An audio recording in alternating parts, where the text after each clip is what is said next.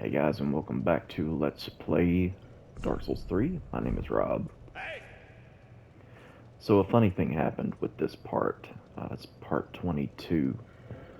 Um, I was going to make some room on my PS5's memory because I was hanging on to a lot of recordings from this particular Let's Play, and I went to record something and it said, there's no room to record anything, you need to clear up some space. So I started deleting old footage of videos that I'd already uploaded. Accidentally deleted part 22.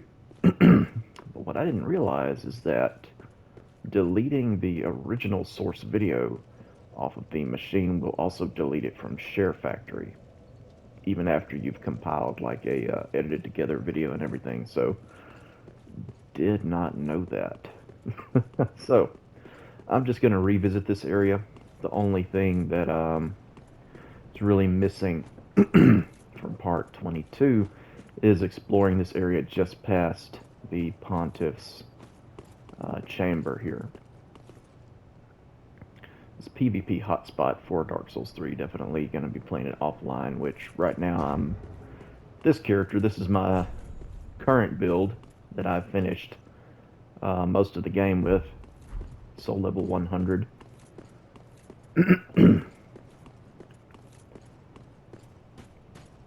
There's a covenant here that will invade you, much like the watchdogs of Farron will. And you walk up, there's this pathway here with a lot of fallen giants, one of which will become sentient. I think the rest of them are dead. And that fire coming down, nope, it's two of them, okay. Fire coming down is from up there. Some of the clerics throwing fireballs at me. It looks like I missed an item. A large titanite shard. Would have never known. When you first come into this area, there's a couple of hostile NPCs that you fight right around here. They're dressed in the Drang armor set, wielding some unique weapons. Let's see here. I know one set is the Drang Twin Spears. If I even have it, I might have thrown it in my bottomless box. Nope, there we go. Paired spears of the Drang Knights proclaimed descendants from the land known for the legend of the linking of the fire. When the Drang Knights disbanded, they scattered across lands as sellswords. They quickly became known for shieldless aggressive tactics that struck fear into the hearts of men. And I'm fairly certain the other NPC was wielding the Drang hammers, from what I can remember. They could also buff their weapons with what looked like a dark weapon buff. Kind of a pain. Wish I had the original footage, but what can you do? There's also, this was originally an illusory wall with sort of a mini boss encounter down here. If you'll remember the gigantic hell dog that you meet in Irithyll on the bridge for the first time, kill him and get the Pontiff's right eye, I think. Well, there's two of them down here. And they can, pretty sure they can breathe lightning when you encounter them. But you gotta kill them both, and you get the Ring of Favor and Protection, you get a bonfire, and you get access to the Covenant that watches over this particular area just before Anor Londo. Pray to Archdeacon McConnell. Yeah, I've actually got some human dregs. That covenant is the Aldrich Faithful, the holy symbol of the Cathedral of the Deep, and crest of those who see beyond fire to the age of deep waters, equipped to pledge oneself to the Aldrich Faithful Covenant. See beyond the fire to the age of deep waters. We hear about the Age of Darkness referred to like if the chosen undead or whatever does not link the fire. Then we hear of an Age of Deep Waters. That makes me think of Hades' Tower of Flame in Dark Souls 2, how it kind of has the appearance of Anor Londo, but it's flooded. I wonder if that's some kind of... I wonder if that fits together somehow. I don't know. Anyway, the faithful ensure that Aldrich, devourer of gods, remains undisturbed by taking the form of loyal spirits and hunting down those who would trespass the ruined cathedral. Summoning takes place automatically while this is equipped, so works just like the watchdogs of Farron Covenant, which I actually don't seem to have. I'm gonna have to go back and get that. But also works like the Forest Hunters Covenant does in Dark Souls 1, so yeah.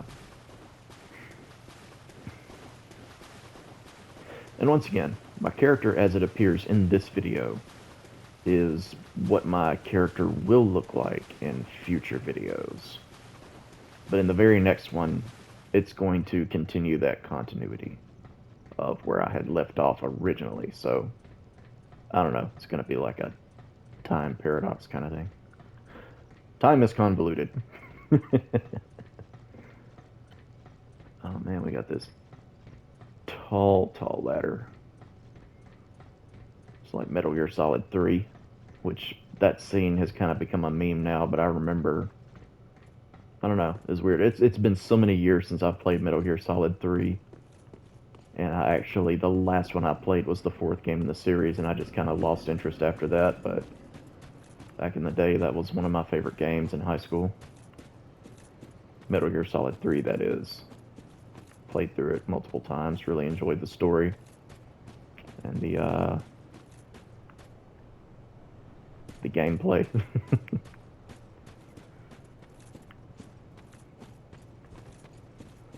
Let's see. Okay, yeah, you got these Beacon of the Deep kind of cleric-looking guys.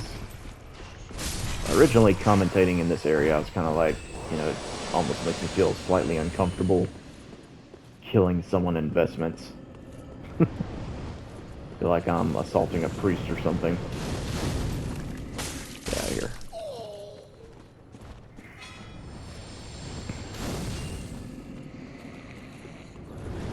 Whoa.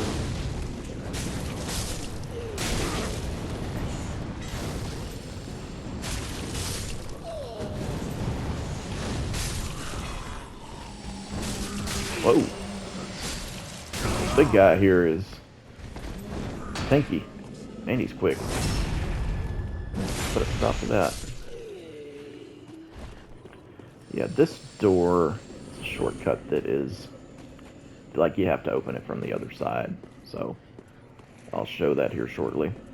Noteworthy item you can find here is the Easterner's Ashes, which you'll give to the Shrine Handmaiden, which then you can buy different items, of course. Most noteworthy thing that sticks out in my mind is you can get the Easterner's set or whatever. It's what Shiva of the East is wearing in Dark Souls 1. He is indeed Shiva the deceased. Because we find his ashes. Oh man. Okay, so I don't know if y'all heard it a minute ago. There was somebody shooting at me. What does that sound like? Sounds a lot like the Anne Orlando Archers. Yes, they have returned. Of course, you have much... I don't know, it seems like it's less distance to have to walk in this game than it is Dark Souls 1. Yeah. Just as annoying, though. They can shoot faster, that's for sure. And there are more of them. Stupid Silver Knight. The Silver Knights are a little more beefy in this game than they are in Dark Souls 1. But, same tactic that works on them then, works on them now. Circle around and backstab. Really sucks that you can't get their weapons in this game. You can get the Dragon Slayer Great Bow, which I actually have in my possession. But you can't get the Silver Knight Straight Sword or the Silver Knight Spear, which were two of my favorite weapons in Dark Souls 1. And they are good on just about any build that has the stats to use those weapons. It's really a shame. Silver Knight Straight Sword is probably the coolest looking straight sword in any of the Souls games, in my opinion. It's simple, but it just looks, I don't know, it just looks cool. if I can get a... He swings so fast. I would love to get a close-up of that Silver Knight straight sword. I don't know if it's going to happen, though. Yeah, and in this game, the sword-wielding knights, and I think the spear-wielding ones as well, can buff their weapon with lightning. In Dark Souls 1, you could buff the sword, but not the spear, because the spear had a holy damage. What's the word I'm looking for? I'm wanting to say modifier, but it didn't actually do like the magic damage like a divine infused weapon would do, but it had the effect of like if you were to kill a skeleton that would respawn, if you killed it with the Silver Knight Spear, it would not respawn. Same way a divine weapon would. A divine modifier. That's what I'm trying to... I think that's what I'm trying to say there. Yep. Interesting move sets from the Spear Knights in this game. They have some moves that they appear to have learned from Ornstein, the Dragon Slayer. I know that move in Dark Souls 1.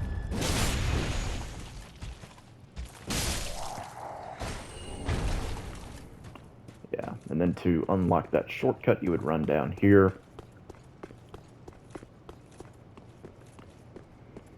Let's see. Where can you walk into it? Or no? Am I wrong? Oh no, here we go. You gotta go down this walkway. Yeah. So then you slide down the ladder, open the door. Presto, shortcut. Alright. The Easterner's ashes would be down... I looted them from down there somewhere, I believe. It's kind of like when you first approach this area, if you've played Dark Souls 1, then it should be looking a little familiar at this point. But then, you know, the further you go on into this level, the more familiar it begins to look. Then you walk up into here and it's like, whoa. And there is a... now my memory's a little fuzzy. But I'm thinking the statue of Gwen was right here. And it's like an illusory wall or something. And then right away it's like, oh yeah, this does look familiar. Of course, this little, what kind of appears to be a prayer blanket or something, or a prayer rug. It has a different design than that of Dark Souls 1. But obviously, this is Gwen's tomb, where you fight his youngest born, Gwendolyn.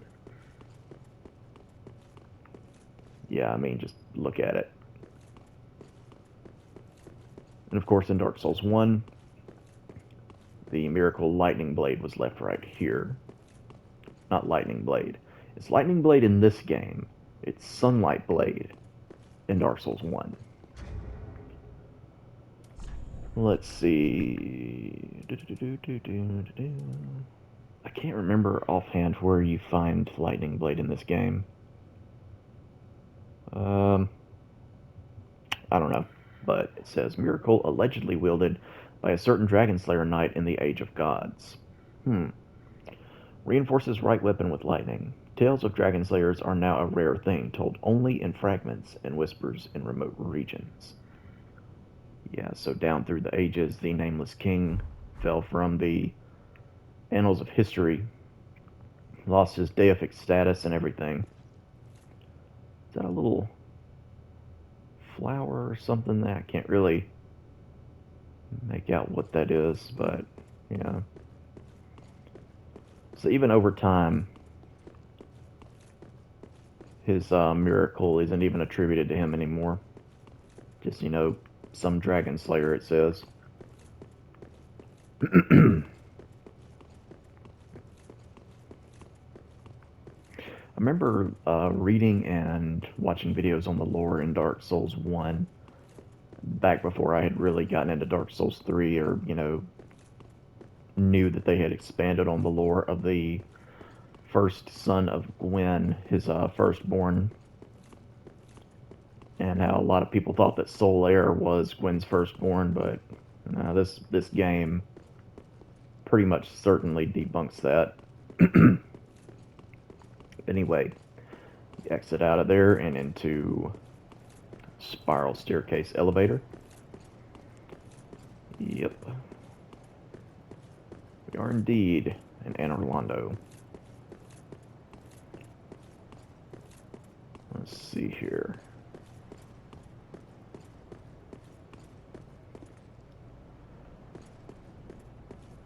There's a hidden path off to this side with a bonfire that I've already gotten it, obviously, but you go over there, and then there's the main path you're supposed to take, which you have to crank the handle to get to. I'm going to go ahead and crank the handle. Well, now I'll tell you what. How many prison stones do I have? Oh, I've got 99 of them. Plenty. More than enough. So it's a fairly straightforward path, but, you know, if you want to be on the safe side, just use your prison stones. Alternatively, you could use one of the wooden carvings, even though it won't stay.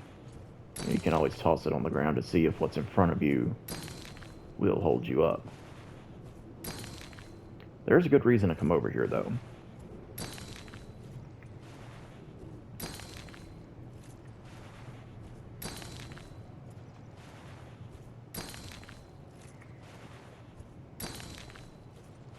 That miracle I have attuned in my spell slot there, Blessed Weapon. I'm not actually going to get that until a good bit further into the game. Well, not a good bit. Well, yeah, pretty a good little ways when you're, you know, getting close to the final area. But once I found it, I leveled up the stats to be able to use it, so there it is. There's a bonfire here, and an NPC. A lady with a tail. And now that I have the binoculars, is that something you equip in your hands in this game, or is it an item slot? I think it might be item. Let's see here. Yeah, okay, they switched it back to this way. Let's have a closer look at you. Reminds me a little bit of Zelda. With the headpiece there. Not the veil or anything.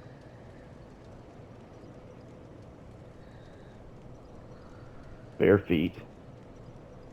And a funny looking tail. Does that remind you of anybody?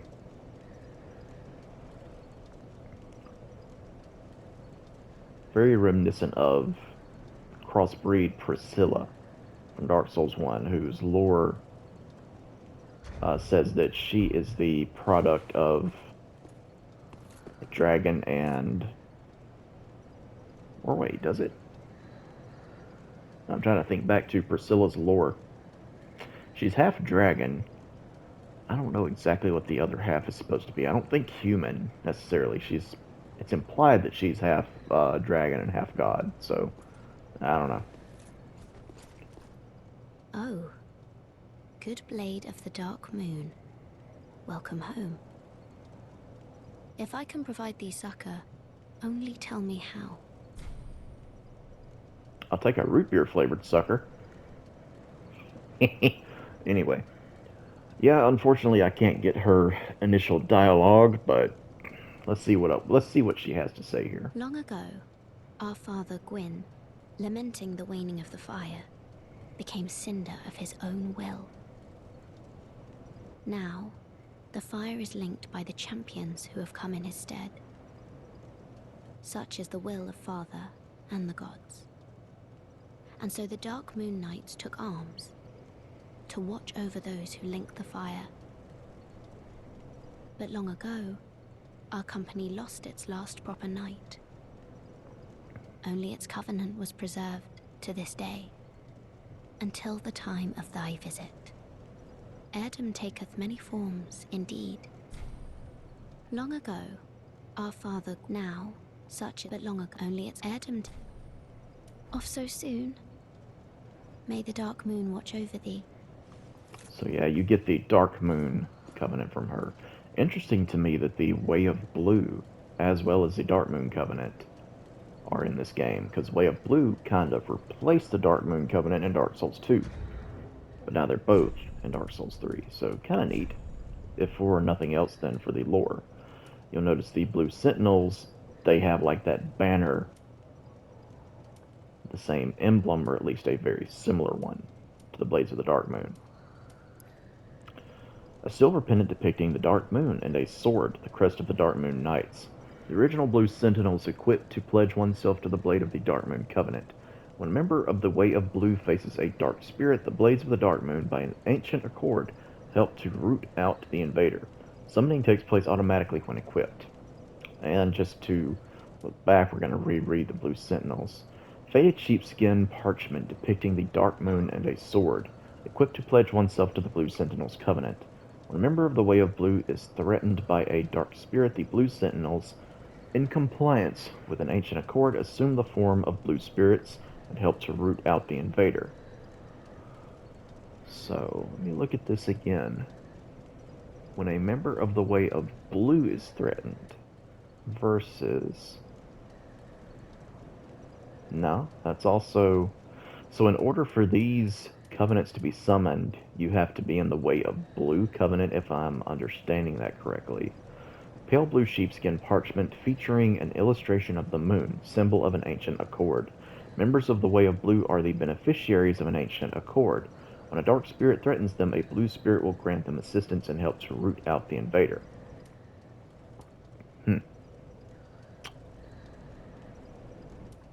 So how are they different in their function, I'm wondering? Because it would seem to me, just based on the item descriptions, that the covenants work the same way. But I wonder if the level range for invasions is different in them. Like, why be a Blue Sentinel versus a Blade of the Dark Moon? That's what I don't know. But the lore is that basically, the Dark Moons lost all of their knights, and then the Blue Sentinels kind of rose up and are kind of like the spiritual successors to the Blades of the Dark Moon. So that's kind of interesting. She said that their last knight had perished. I wonder if that might possibly be the Firekeeper of Anor Londo in Dark Souls 1, who wore the brass armor and used the Astak along with the Dark Moon Blade Miracle. So I don't know. Interesting lore speculations there. I'm sure there are probably videos that go into deeper detail on that, but that's my take and my understanding on it. So anyway, we all love our jumping down puzzles. These were great, and well, actually, Demon Souls started this kind of stuff. Dark Souls 1. Honestly, off the top of my head, I can't think really of a place that you have to do this in Dark Souls 1. Dark Souls 2, you gotta do it with the well. Well, it's not a well, it's like the pit in Majula. Bloodborne does this, and now Dark Souls 3. Pretty sure Elden Ring does it somewhere too, if I had to guess, but I haven't played nearly far enough into Elden Ring to know for sure. Where can I land now? What's the easiest way to get down there? There we go. Nope, barely.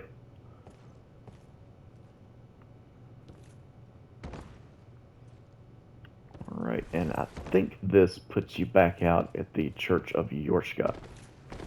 Yorshka was actually, that was the name of the NPC I was just talking to. That is Yorshka. So apparently she's either like worshipped or revered or something in this area. So let's travel back to... hang on here.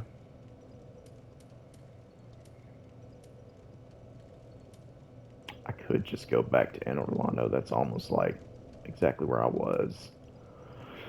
Prison Tower is the that is the bonfire where Yorshka is. Huh. Well, I'll tell you what. I'll just go back to.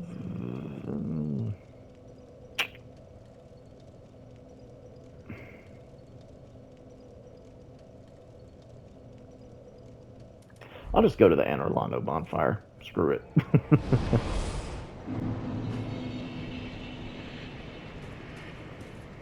Alright, so yeah. On the lift, the normal mode of progression is you would crank the handle and you would come up.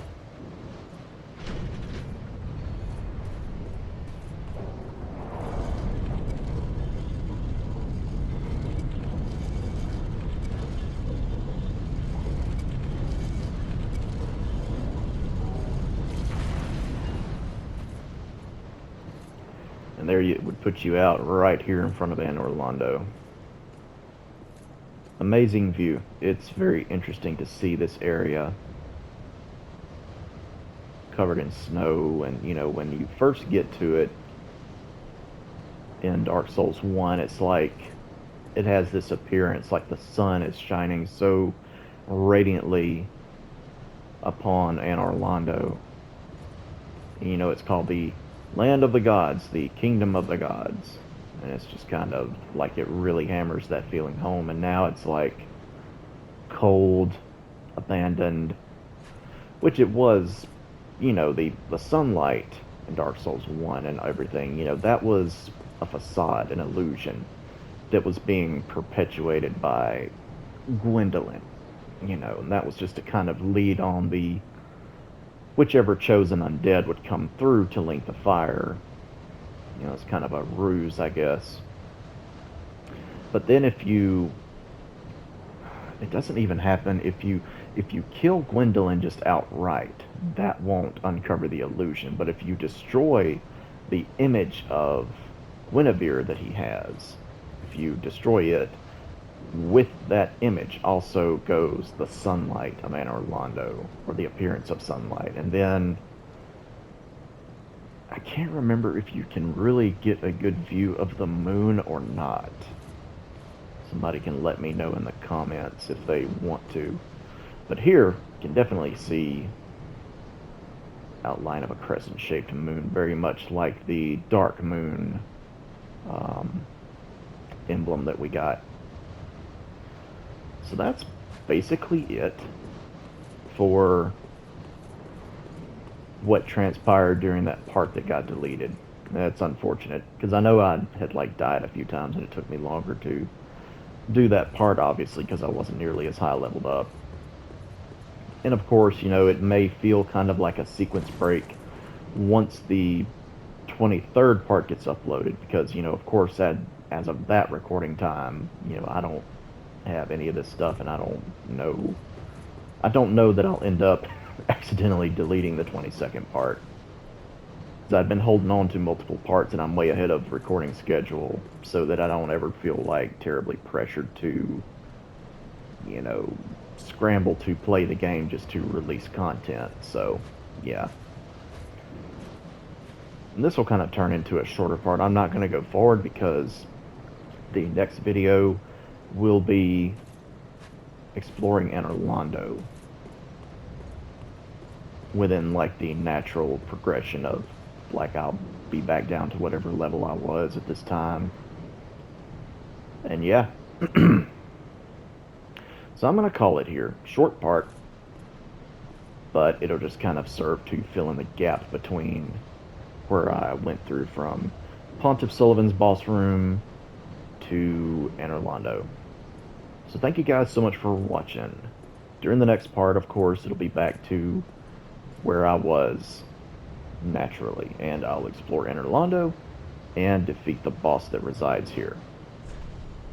Till then, guys, y'all take care.